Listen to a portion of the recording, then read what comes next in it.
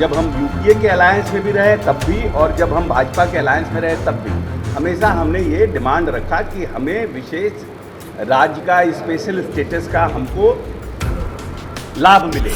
बिहार के प्रति यही कहा कि हमने प्लानिंग कमीशन ने एक नया फार्मूला लाया है और उसमें हम स्पेशल स्टेटस के इसको हमने बंद कर दिया है। और आप कहेंगे कि हम आपको आइए, हम आपको मदद करेंगे। अब आप आ रहे हैं, आप जा रहे हैं, आप पत्र लिख रहे हैं, हम आपको मदद ही नहीं कर रहे हैं। कि बिहार के प्रति जो लोग भी संवेदनशील रहे हैं सर, सामने देखिए, और जो लोग चाहते हैं कि हमारा बिहार जो है बाकी राज्यों की तरह आगे बढ़े, और हमारी, क्योंकि एक बात ये समझने की बहुत ज़रूरत है कि पर स्क्वायर किलोमीटर में दुनिया में सबसे ज़्यादा हम पॉपुलेटेड हमारा राज्य है, देश में नहीं दुनिया में। तो नेचुरली हमारे पास एक बड़ा जनसंख्या हमारे प्रदेश में है। तो इस प्रदेश को अगर हमें आगे लेके जाना है तो सिर्फ हम स्टेट के जो हमारा आंतरिक रिसोर्स है उससे हम राज्य को आगे ले जाने में हमें बहुत समय लगेगा।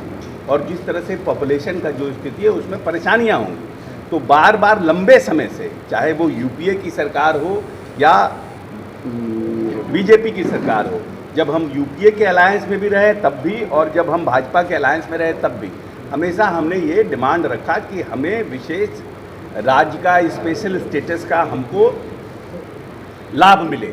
उसमें एक बड़ी बात यह है कि ये बहुत सिंपल सिर्फ स्टेट के स्टेटस का मामला नहीं है। जिस तरह से भारत सरकार से जो पैसे आते हैं उसमें जो राज्य का कंट्रीब्यूशन है वो बहुत 60-40 का कहीं कहीं है, कहीं 75-25 का है। तो उसमें भी कमी आएगी। उसमें भी जो हमारा इन्वॉल्वमेंट, फाइनेंशियल इन्वॉल्वमेंट जो हमारा स्टेट का है उसमें भी कमी आएगा। इसके बाद हमको आगे बढ़ने के लिए बहुत सी ऐसी इंडस्ट्री लगाने के लिए उसमें बहुत से हमको फ़ायदे मिलेंगे।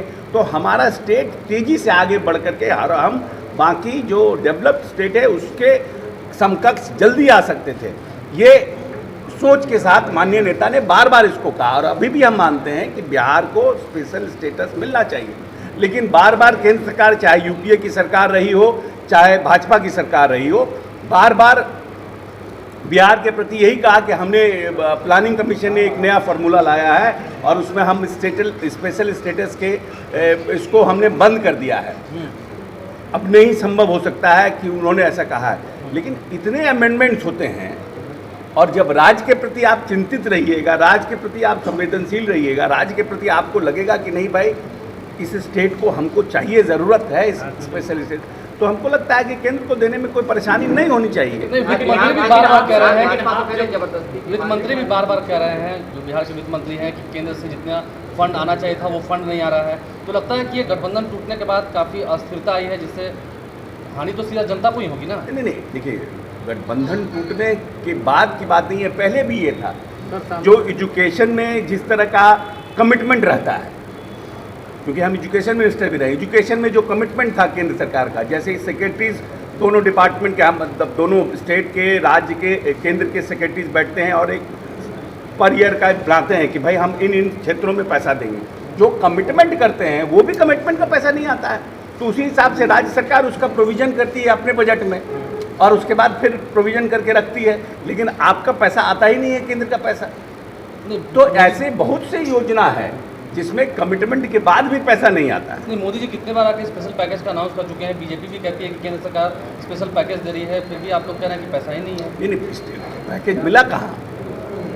बोलना में और करने में, दोनों में फ़र्क है ना। आप बोलते हैं कि हम करेंगे, अब आप हमारे पास आए, हमने कह दिया कि नहीं आलोक आप मेरे पास आइए, नहीं आप हमारे पास फलना जी आइए, और आप कहेंगे कि हम आपको आइए, हम आपको मदद करेंगे। अब आप आ रहे हैं, आप जा रहे हैं, आप पत्र लिख रहे हैं, हम आपको मदद ही नहीं कर रहे हैं।